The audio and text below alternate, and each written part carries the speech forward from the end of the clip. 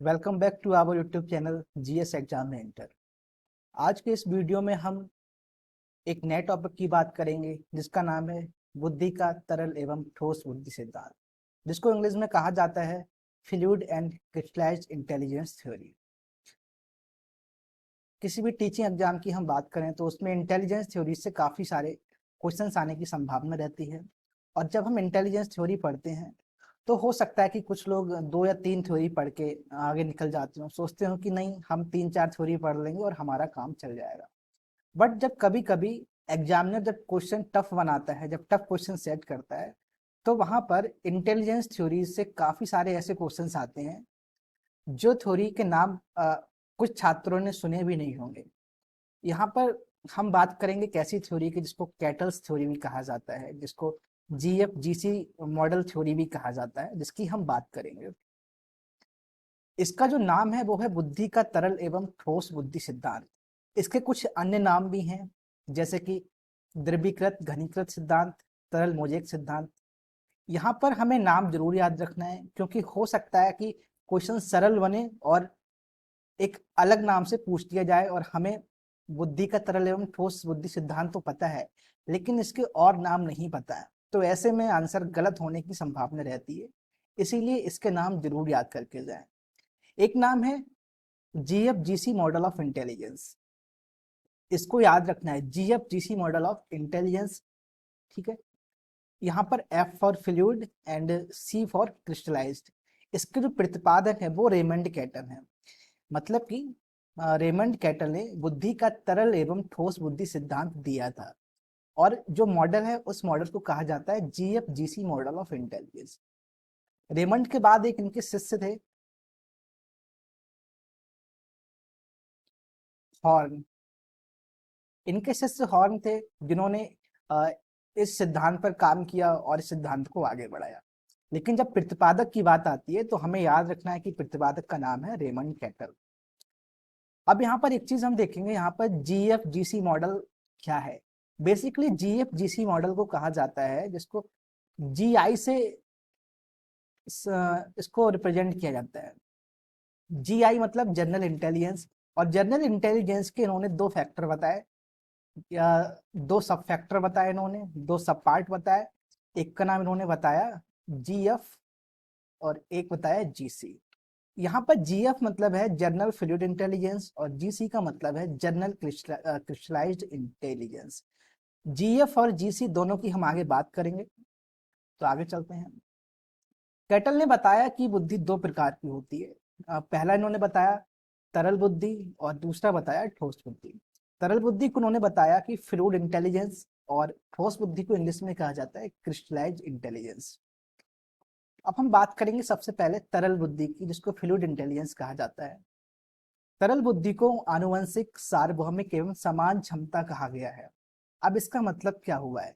आनुवंशिक का मतलब है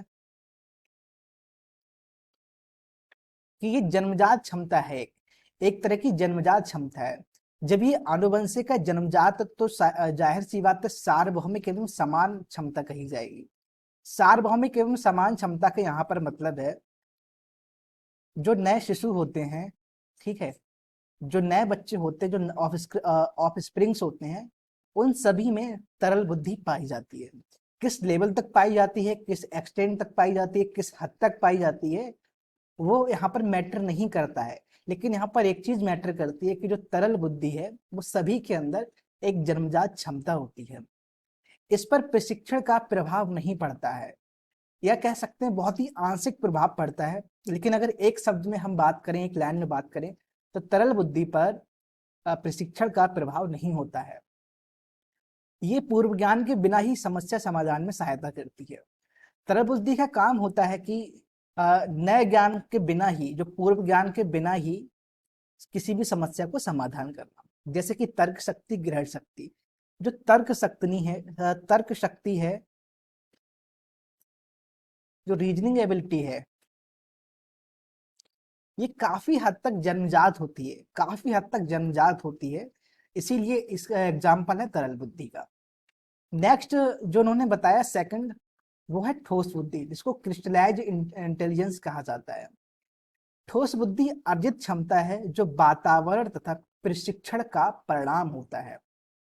ठोस बुद्धि अर्जित क्षमता है। अर्जित क्षमता का मतलब क्या है? ये एक लर्निंग बेस्ड एबिलिटी है। लर्निंग बेस्ड एबिलिटी का मतलब है यहाँ पर लर्निंग एक्सपीरियंस, यहाँ पर एक्सपीरियंस भी चाहिए होगा। जब आप कोई चीज सीखते हैं, जब आप लर्न करते हैं तो एक्सपीरियंस बिल्ड होता है, और उस एक्सपीरियंस की वजह से जो क्षमता बनती है, जो इंटेलिजेंस बनता है, उसको ठोस बुद्धि कहा गया। अब ये वातावरण से और प्रशिक्षण से, वातावरण का मतलब है कि आप किस वातावरण में रह रहे हैं उसका प्रभाव पड़ता है, अ, या जो आपको प्रशिक्षण मिल रहा है उसका प्रभाव पड़ता है। व्यक्ति के अनुभव पर आधारित होने के कारण इसका समय के साथ विकास होता है।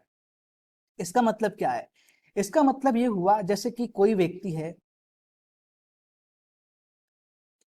वो पेंटिंग बनाता है, वो पेंटिंग बनाना सीखता है, तो जब वो सीखता है, पहले दिन सीखता है तो शायद वो सही से ना बना पाए, लाइन आड़ी तिरछी करे, लेकिन जब वो 1 साल तक, 2 साल तक, 3 साल तक लगातार पेंटिंग बनाना सीखता है तो बहुत ही अच्छा कलाकार बन जाता है, बहुत ही अच्छा आर्टिस्ट बन जाता है।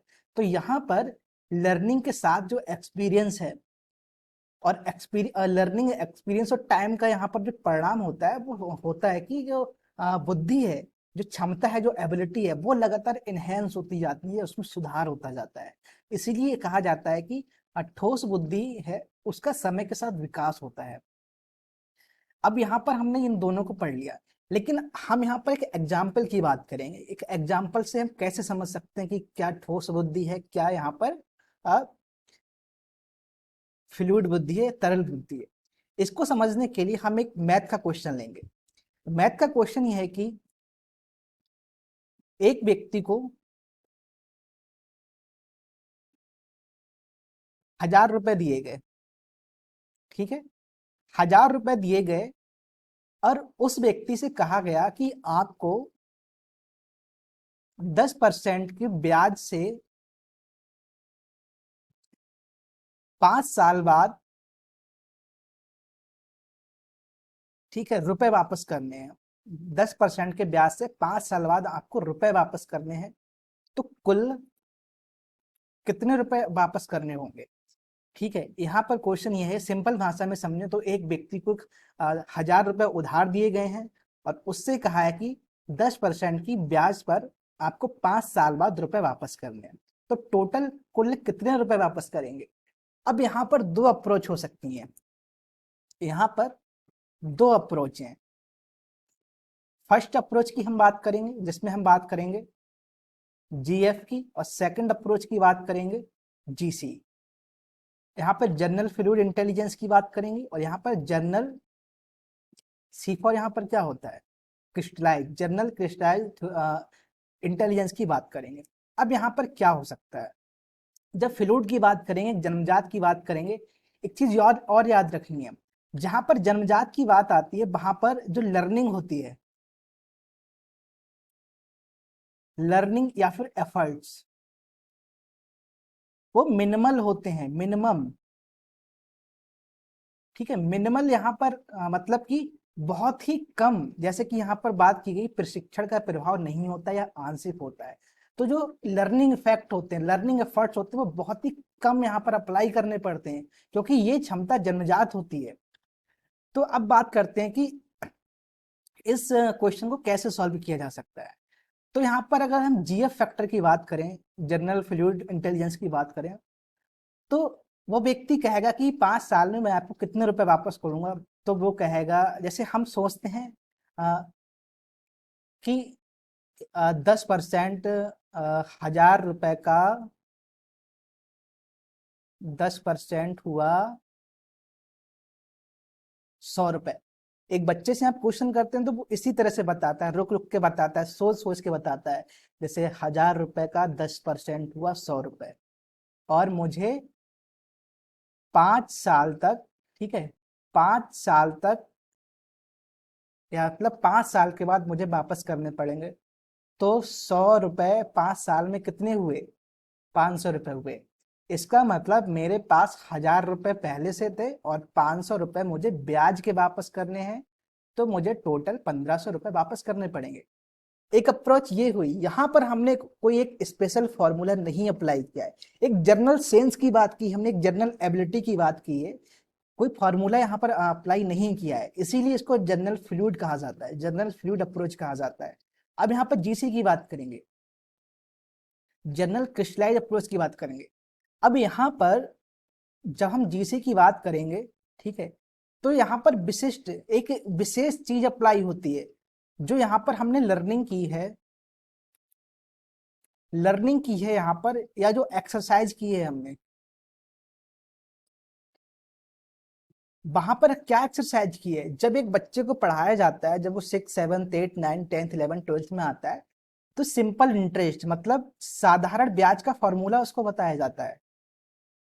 साधारण ब्याज जिसको कहा जाता है एसआई, सिंपल इंटरेस्ट, इसका फॉर्मूला क्या होता है? इसका फॉर्मूला होता है मूलधन गुणा दर गुणा समय और बटा 100। अब ये जो फार्मूला जब आप अप्लाई करते हैं, तो एक ये विशेष यहाँ पर लर्निंग हुई, क्योंकि बिना लर्निंग के इस फॉर्मूला को अप्लाई नहीं कर सकते। तो यहाँ पर हम क्या कर रहे हैं, एफर्ट डाल रहे हैं, हम सीख रहे हैं हम इसको। अब यहाँ पर जब सीखने की बात आ गई, तो जाहिर सी बात है क्रिस्टलाइज थ्योरी में चला जाएगा। तो यहाँ पर सेम क्वेश्चन को अगर हम इस तरह से हल करें, तो जो टोटल हमें रुपए वापस करने होंगे, तो उसके लिए सबसे पहले तो हमें ब्याज निकालना पड़ेगा। ब्याज निकालो यहाँ से, कितना हुआ, मूलधन कितना है हमारा, मूलधन है 1000 रुपए, और दर कितनी है 100 रुपए, समय 5 साल और बटे 100, कितना हो गया, 2 जीरो से 2 जीरो कैंसिल कर दो। अब 500 रुपए यहाँ पर आया, ब्याज कितना है 5 साल का 500 रुपए, टोटल कितने रुपए वापस करने हैं हमें, मतलब मिश्रधन क्या हुआ, मिश्रधन क्या हुआ यहाँ पर 1000 प्लस 500, टोटल कितना हुआ 1500। अब यहाँ पर आपने क्या चीज नोटिस की, सेम सवाल को हमने सॉल्व किया, एक जगह पर हमने सिंपल अप्रोच लगाई, कॉमन सेंस की अप्रोच लगाई, और एक जगह पर हमने एक फॉर्मूला अप्लाई किया। कॉमन सेंस की जहां पर हमने बात की, वहां पर उस अप्रोच को, उस इंटेलिजेंस को कहा जाएगा जनरल फ्लूइड इंटेलिजेंस।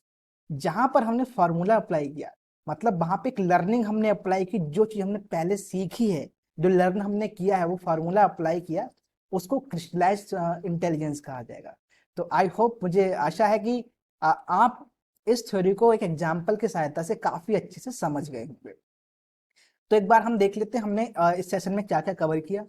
हमने स्टार्ट किया था कि बुद्धि का तरल एवं ठोस बुद्धि सिद्धांत क्या होता है। फिर हमने बताया कि इसके दो और नाम होते हैं, द्रवीकृत घनीकृत सिद्धांत या फिर तरल मोजेक सिद्धांत, और इसका जो प्रतिपादन किया था वो रेमंड कैटल ने किया था। लेकिन इसके बाद इनके एक शिष्य थे हॉर्न, उन्होंने इसका और विस्तार से अध्ययन किया। इस मॉडल को जीएफजीसी मॉडल कहा जाता है। फिर हमने बात की कि दो बुद्धि होती है, तरल बुद्धि और ठोस बुद्धि। तरल बुद्धि में जन्मजात क्षमता होती है, और ठोस बुद्धि में लर्निंग बेस्ड होती है, मतलब अर्जित होती है, जो ज्ञान है वो अर्जित किया गया है। इसके बाद हमने एग्जाम्पल की बात की। तो इस तरह से हमने टोटल अभी तक 9 बुद्धि के सिद्धांत कवर कर लिए हैं, 1 2 3 4 5 6 7 8 9। हमने 9 बुद्धि के सिद्धांत कवर कर लिए हैं। अगर आप इन सभी बुद्धि को सिद्धांत को पढ़ना चाहते हैं, इनमें से किसी भी सिद्धांत को पढ़ना चाहते हैं, तो डिस्क्रिप्शन में आपको, नीचे डिस्क्रिप्शन में लिंक मिल जाएगा, आप उस लिंक पर जाइए, और जो प्लेलिस्ट है वहां पर इन सारी बुद्धि को एक साथ आप पढ़ सकते हैं। Thank you.